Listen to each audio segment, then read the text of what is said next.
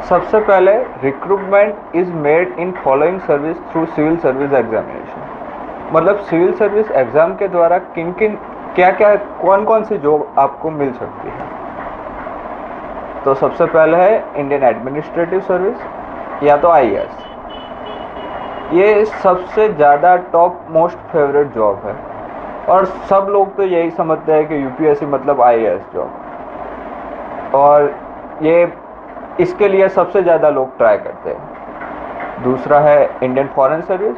ये बहुत glamorous job है क्योंकि आपको इंडिया के बाहर रहने को मिलता है, अलग अलग कंट्री में रहने को मिलता है, अलग अलग एक लैंग्वेज आपको सीखनी पड़ती है।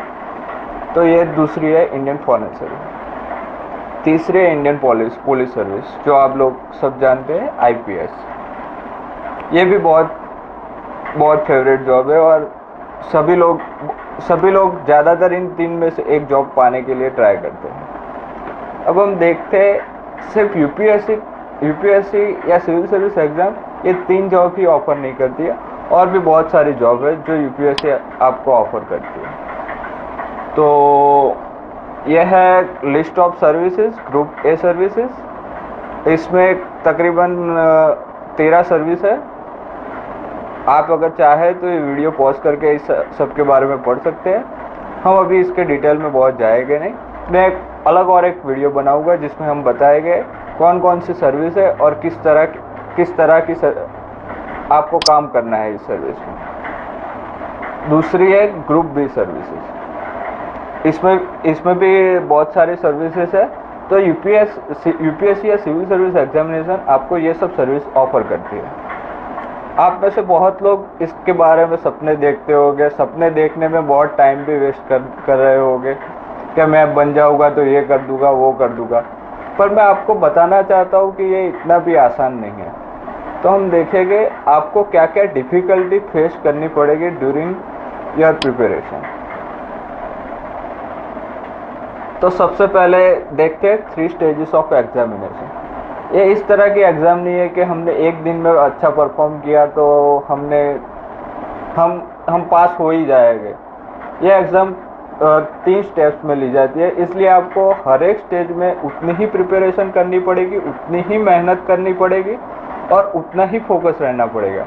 आप ये नहीं कह सकते मैंने 2 एग्ज़ाम में अच्छा परफॉर्मेंस किया था और एक में नहीं किया तो चले गए। आपको हर एक में परफॉर्मेंस अच्छा ही देना पड़ेगा, हर एक में हार्ड वर्क करना पड़ेगा, वरना आप ये एग्ज़ाम पास नहीं कर सकते। तो सबसे पहला स्टेज है प्रीलिम एग्जामिनेशन या तो CSAT. Prelim examination now compares of 2 compulsory papers of 200 mark each and of 2 hour duration each. मतलब आपको 2 पेपर है जिसमें 200-200 मार्क के 2 पेपर है और 2-2 कलाक के हैं। ये मल्टीपल चॉइस टाइप के क्वेश्चन है या ऑब्जेक्टिव टाइप, जो भी आप कह लो। तो सबसे पहला पेपर है जनरल स्टडीज़, मतलब जनरल नॉलेज वगैरह होता है। दूसरा पेपर है कॉमन एप्टीट्यूड, मतलब आपकी एबिलिटी, मेंटल एबिलिटी चेक की जाती है। आपका मैथ्स 12th स्टैंडर्ड तक का मैथ्स आता है और इंग्लिश आता है, कंप्रहेंशन और वो सब। मैं इसके सिलेबस के बारे में भी अगले एक वीडियो में बताऊंगा आपको। तो हम खाली ये देख लेते हैं कि क्या स्ट्रक्चर है यूपीएससी के एग्ज़ाम का। ये exam is meant to serve as a screening test only, मतलब ये स्क्रीनिंग टेस्ट ही है। इसके मार्क्स आपके फाइनल क्वालिफिकेशन में गिने नहीं जाते और आपको क्वालिफाई होते समय ये मार्क नहीं आते। ये मार्क के द्वारा आप ओनली मेंस एग्ज़ाम देने के लिए क्वालिफाई होते हैं। तो मतलब ये पहला स्टेज है जिसमें आपका यही देखा जाता है कि आप यूपीएससी एग्ज़ाम में बैठने के काबिल हो कि नहीं। अब हम देखते हैं दूसरा स्टेज, ये है मेंस एग्जामिनेशन। मेन एग्जामिनेशन में आपको 7 पेपर देने हैं। सबसे पहला है ऐसे का पेपर, ऐसे 250 मार्क का होता है। दूसरे 4 पेपर है जनरल स्टडीज़ के, मतलब उसमें करंट अफेयर्स वगैरह और आपकी मेंटल एबिलिटी, आप हर एक बात को किस तरह से सोचते हैं और उस करंट अफेयर में से आपका क्या विचार है, आप कैसे डिसीजन लेते हैं वगैरह तरह की बात इसमें देखी जाती है। और बाद में है ऑप्शनल सब्जेक्ट के 2 पेपर, इसमें आपको एक ऑप्शनल सब्जेक्ट सिलेक्ट करना है, जो ऑप्शनल सब्जेक्ट का लिस्ट यूपीएससी द्वारा आपको दिया गया है, और उसमें से एक सब्जेक्ट सिलेक्ट करना है और उसके 2 पेपर देने हैं। तो कुल मिला के ये 1750 मार्क्स का पेपर है। ये ऐसे टाइप्स का पेपर होता है, और candidate may choose one optional subject from the amongst the list of the subject given. तो ये मैंने आपको जो बता दिया, ठीक है। अब पर्सनालिटी टेस्ट और इंटरव्यू टेस्ट, ये तीसरा स्टेज है। सब लोग मेंस को और इसको दो को एक ही गिना जाता है, पर मैं अलग तरह से इसको गिनना चाहता हूँ, क्योंकि आपको अलग एग्जाम देनी होती है। Candidates who obtain minimum qualifying marks in the written part of the main examination qualified for the personality test। मतलब जिन्होंने मेंस एग्जामिनेशन में मिनिमम मार्क्स जो बोर्ड के द्वारा डिसाइड किए जाते हैं वो पाते हैं, तभी उनको पर्सनालिटी टेस्ट के लिए क्वालिफाई होते हैं। ये 275 मार्क्स का ये इंटरव्यू है, और candidate will be interviewed by board, मतलब बोर्ड उनका इंटरव्यू लेता है। और यहाँ पे the test is intended to जज the mental calibre of the candidate, मतलब जो कैंडिडेट है उसका मेंटल कैलिबर कैसा है, ये बात चेक की जाती है। और इसका मेन इंटेंशन ये होता है कि कैंडिडेट की पर्सनालिटी इस तरह की है कि वो सेंट्रल सर्विसेज के या सिविल सर्विसेज के लिए क्वालिफाई हो सके, और इस तरह से परफॉर्म हो सके, उस तरह की उनकी पर्सनालिटी है कि नहीं, ये देखा जाता है। तो यह है 3 स्टेज, और आपको इन तीनों स्टेज से पार होके ही आप यूपीएससी एग्जाम क्लियर कर सकते हैं। अब मेरे पास सिविल सर्विस 2011 रिजल्ट का एक एनालिसिस है, जो दिखाता है कितने स्टूडेंट्स ने अप्लाई किया। तो 4,72,290 स्टूडेंट्स ने अप्लाई किया था, जिसमें से 2,43,000 और 3 स्टूडेंट प्रीलिम देने के लिए बैठे थे। उसमें से 11,984 स्टूडेंट्स मेंस के लिए क्वालिफाई हुए थे। उनमें से 2417 जने को 2,417 candidates are selected for personality test, and finally उनमें से 910 people और candidates are selected। अब यही है मेरे पास 2012 का एनालिसिस, जिसमें आप देखेंगे कि उसमें total number of applied students या कैंडिडेट्स बढ़ जाते हैं।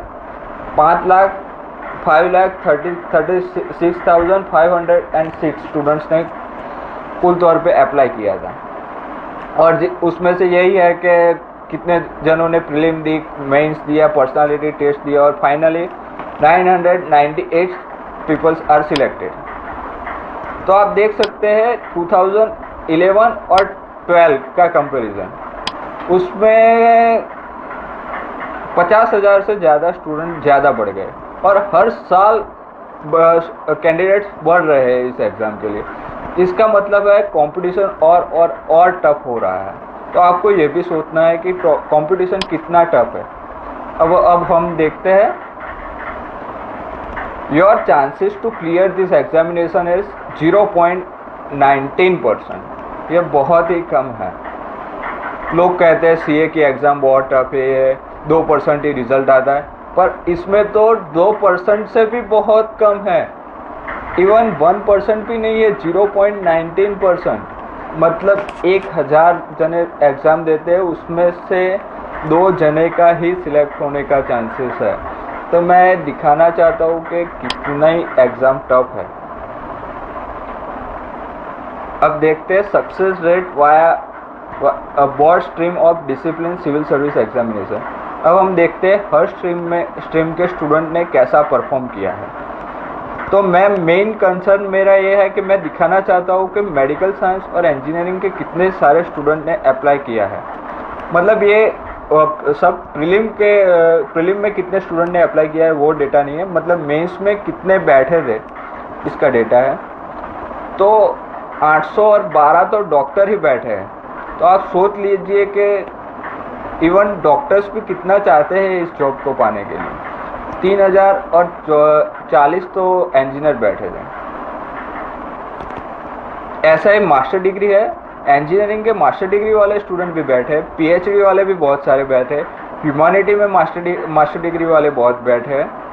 तो आप देख लीजिए कि डेटा के हिसाब से कि कितने हाई क्वालिफाइड स्टूडेंट बैठते हैं इस एग्ज़ाम में। मेरे पास एक है डेटा, उसमें आप देख सकते हैं कि 370 इंजीनियर बैठे नहीं है, सॉरी, क्वालिफाई हुए हैं इस एग्ज़ाम में, और 101 डॉक्टर हुए। 321 जने तो ऐसे हैं कि जिन्होंने पास हायर डिग्री मतलब बैचलर से ऊपर है। तो आप देख सकते हैं कि ये कंपटीशन का लेवल क्या होगा। 370 इंजीनियर है, तो आप लोगों को ज़्यादा खुश होने की भी इंजीनियरों को ज़रूरत नहीं है। आपको एक थोड़ा एडवांटेज है, क्योंकि सुसाइड के वजह से उन लोगों का एडवांटेज है, पर बोर्ड यही ट्राई कर रहा है क्योंकि कम से कम एडवांटेज मिले किसी भी स्ट्रीम वाले को। तो आप, क्योंकि मैं क्लासेस में और इंजीनियर अभी प्रिपेयर भी बहुत कर रहे हैं, क्लासेस में हर दूसरे तीसरे इंसान